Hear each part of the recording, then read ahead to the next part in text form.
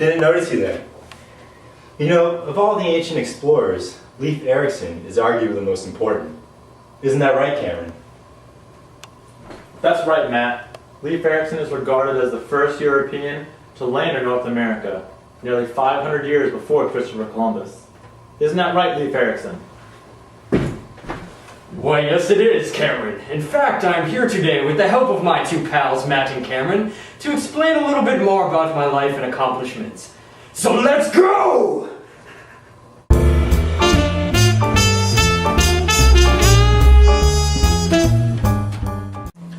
Hello, I'm Cameron Shepard. I'm here with historian and Dr. Papadopoulos.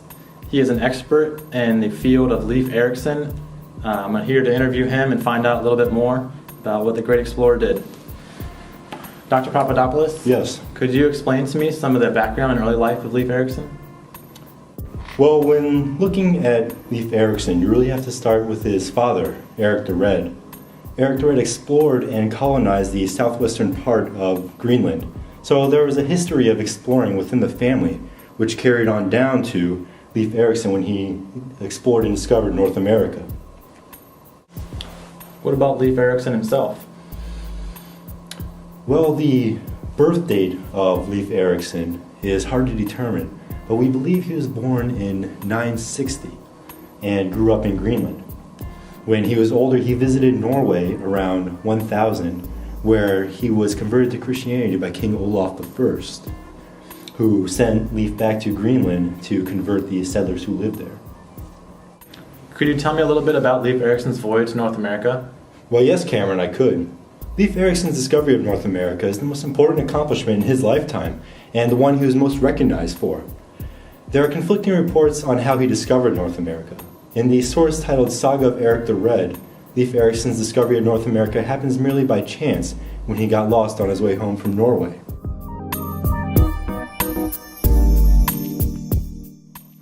The other main source, titled Saga of the Greenlanders, claims that Erikson actually planned the voyage. Both sources seem to agree, however, that the date of the expedition occurred around the year 1000. But I think the best way to find the true answer would be to ask Leifr Erikson himself. I agree, Dr. Papadopoulos. Let's talk to him now.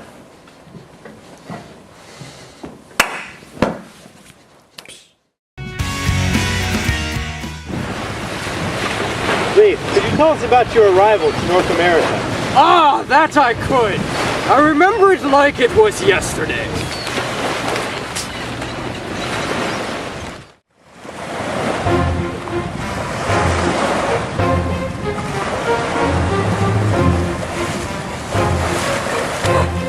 Finally! My voyage is over! I declare this Finland! Ah! Interesting. So, Leif, I heard that you discovered Finland by accident. Is that true? Lies! All lies! I heard of this land from an Icelandic trader named Leifr Erikson. He was caught in a tremendous storm between Iceland and Greenland and blown off course. He claims to have seen a hilly, heavily forested area far to the west. However, he actually did not set foot upon this land. Being the great explorer that I am, I decided to set out and investigate this claim. Leif, could you tell us something about the voyage itself? Ah, that I could. Well, after I became interested in Bjarni's discovery, I bought a ship from him and hired a crew of 35 men. After this, I persuaded my father, Erik the Red, to lead the expedition. Unfortunately, on the way to the ship, he fell off his horse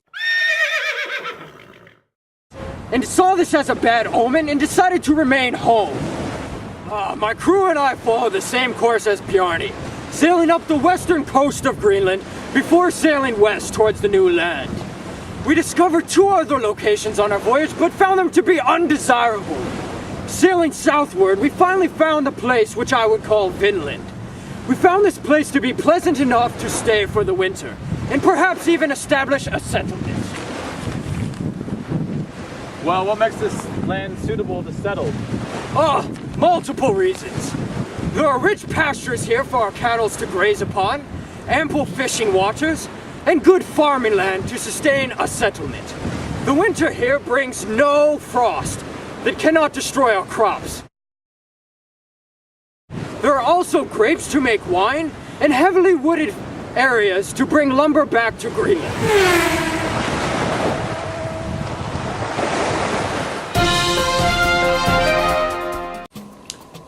Hello, my name is Matt Allen, and we're here today to analyze the voyage of Leif Erikson.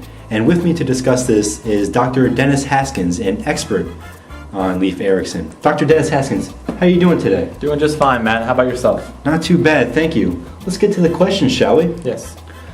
Could you go into some detail on the route Leif Erikson took to Vinland? Yes, I could, Matt. Leif Erikson and his crew set sail from Brattahlid. They found the same lands that Bjarni did, but in reverse order. The first landfall he made was a place he named Hululand, or Flat Stone Land. From there, he made his way south to find a land with white beaches and many trees, naming it Markland, or Woodland. He did not find these locations to be of any significance, which would explain why he never settled his crew in these areas.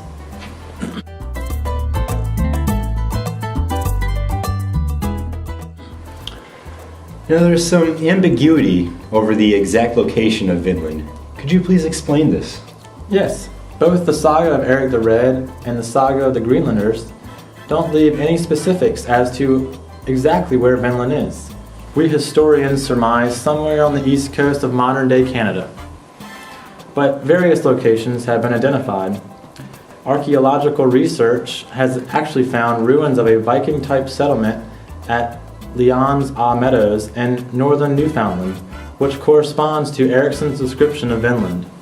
This site is now considered to be the location of Vinland.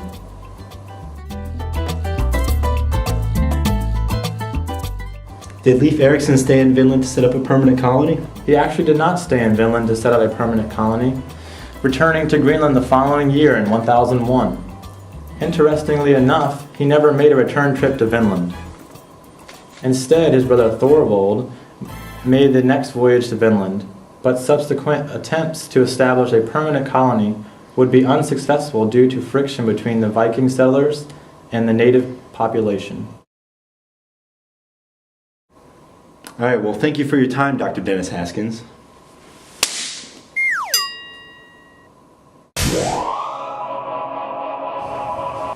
Despite his accomplishments, Leif Erikson is not as well known as some explorers, such as Christopher Columbus.